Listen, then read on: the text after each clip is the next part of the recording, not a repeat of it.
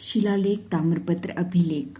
सबसे पहले तो शिलालेख, ताम्रपत्र और अभिलेख में डिफरेंस पता होना चाहिए कि शिलालेख क्या होता है, ताम्रपत्र क्या होता है और अभिलेख क्या होता है।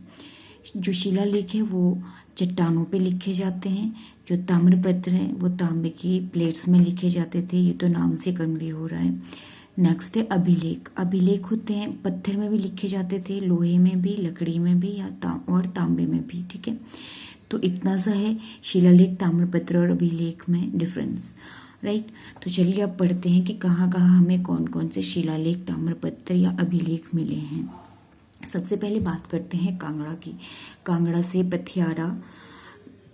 कांगड़ा में पथियारा और कनिहारा के अभिलेख मिले हैं और इनकी जो लिपि है वो है ब्राह्मी और खरोष्ठी। इंपॉर्टेंट है, याद रखना है। ठीक है, पथियारा और कनिहारा के जो अभिलेख हैं किस लिपि में लिखे गए हैं, ब्राह्मी और खरोष्ठी।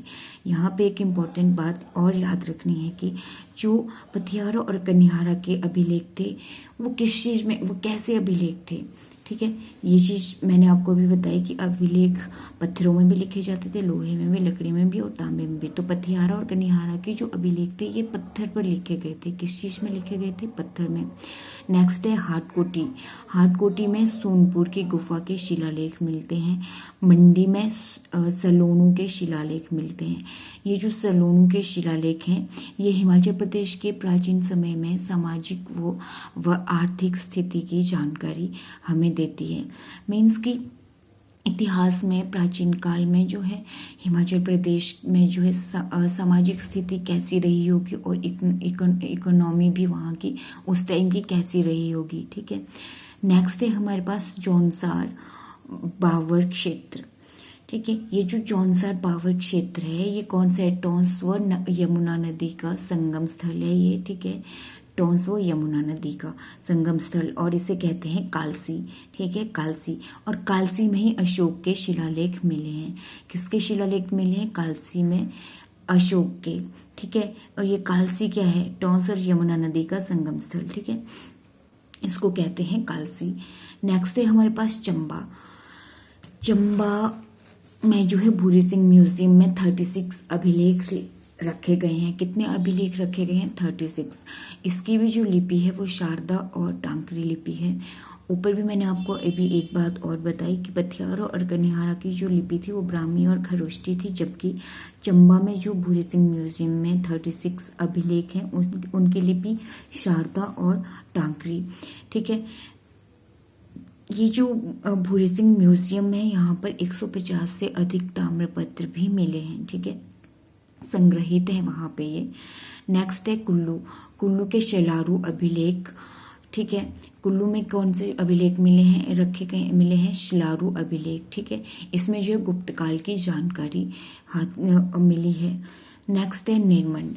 निर्मंड में महासामंत समुद्रसेन का ताम्रपत्र। ठीक है, तो शिलालेख में आपने चंबा, कांगड़ा, हाटकोटी और मंडी के बारे में लर्न करना है। ठीक है, और जौनसार बावर क्षेत्र में भी जो अभी अशोक का शिलालेख है ये भी आपने याद रखना है। ठीक है, नेक्स्ट है वंशावलियां। सॉरी, उससे पहले फोर्थ जो हमारा स्रोत है वो है भवन। कांगड़ा किला, भरमौर के मंदिर, सिरमौरी ताल के भग्नावशेष, नगर, कामरू, ताबो और की के बौद्ध विहार के भवन। इसमें बताने लायक कुछ नहीं है। इन सब में जो है ये जितने भी भवन हैं इनमें जो है हिमाचल प्रदेश के प्राचीन इतिहास की जानकारी मिलती है। ठीक है, किसमें मिलती है, कांगड़ा किला, भरमौर के मंदिर, सिरमौरी ताल के भग्नावशेष मंदिर, ताबो की और की के बौद्ध विहार के भवन, कामरू, नगर। ठीक है, ये जो नगर है ये कुल्लू में पड़ता है। कैसल यहाँ पे इम्पोर्टेंट है जो ठीक है। नेक्स्ट है वंशावलियाँ, बहुत ही इम्पोर्टेंट है वंशावलियाँ। ठीक है, ये जो वंशावलियाँ हैं इसमें जो है सर्वप्रथम बात करेंगे हम लोग सबसे पहले वंशावलियों के बारे में जो है इस पे जो कार्य किया था वो किया था मूरक्राफ्ट ने। किसने किया था, मूरक्राफ्ट ने 1820 और 22 के मध्य। ठीक है, ये जो मूरक्राफ्ट है इन्होंने कांगड़ा के राजाओं की वंशावलियों की खोज की। किसकी खोज की, कांगड़ा के राजाओं की वंशावलियों की। इम्पोर्टेंट क्वेश्चन बनता है यहाँ से कि मूरक्राफ्ट ने कहाँ के राजाओं की वंशावलियों की खोज की, वो की कांगड़ा की। ठीक है, नेक्स्ट है कैप्टन हारलॉक, बहुत ही इम्पोर्टेंट है ये वाला भी। कैप्टन हारकोट, कैप्टन हारकोट ने कुल्लू की वंशावली की खोज की है। और इसी में आगे है कनिंघम ने कांगड़ा, चंबा, मंडी, सुकेत और नूरपुर राजघरानों की वंशावलियों को खोजा है। तो देखिए वंशावलियों से भी काफ़ी चांसेस रहते हैं कि यहाँ से क्वेश्चन बने, तो इसको अच्छे से पढ़ लेना, कैप्टन हारकोट और मूरक्राफ्ट स्पेशली। ठीक है, और नेक्स्ट सिक्स्थ जो था यात्रा वृतांत हम पढ़ेंगे अब। हिमाचल प्रदेश में जो है बहुत सारे यात्री आए हैं बाहर से, भारत के बाहर से यूरोपियन काफ़ी ज़्यादा आए हैं। ठीक है, भारत में तो आए हैं पर हिमाचल में भी आए हैं। ठीक है, उन सबको हमें याद नहीं रखना है। टेस्ट पॉइंट ऑफ व्यू से सिर्फ 4 को हम लोगों ने याद रखना है, Ptolemy, Hiuen Tsang, Alberuni, William Moorcroft. Ptolemy, Hiuen Tsang, Alberuni, William Moorcroft. इसमें देखो सबसे पहले हम चर्चा करेंगे टॉलमी के बारे में।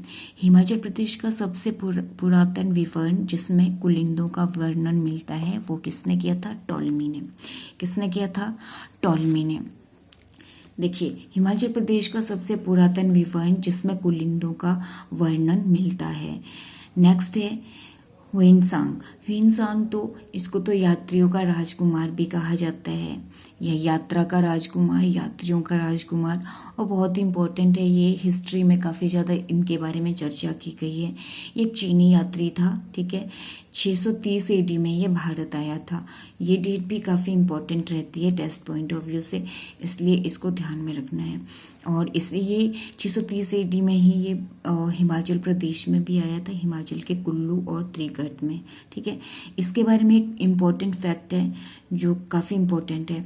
इसने जो है चंद्रताल झील को लोहित्य सरोवर कहा था। क्या कहा था? लोहित्य सरोवर। किस झील को? चंद्रताल झील को। चंद्रताल झील को इसने लोहित्य सरोवर, चंद्रताल झील, लोहित्य सरोवर, इंपॉर्टेंट है ये भी। नेक्स्ट है हमारे पास अल्बरूनी, इसने भी हिमाचल प्रदेश का वर्णन किया है और ये 1030 में आया था मोहम्मद गजनवी के साथ भारत। ठीक है, नेक्स्ट है विलियम मूरक्राफ्ट, ये 1820 से 22 के बीच में जो है हिमाचल प्रदेश में आया था। तो बस इतना ही था इसमें हिमाचल प्रदेश के जो इतिहास के स्रोत हैं, जिसमें कि हम लोगों ने अभी साहित्य इसके से इस जो स्रोत में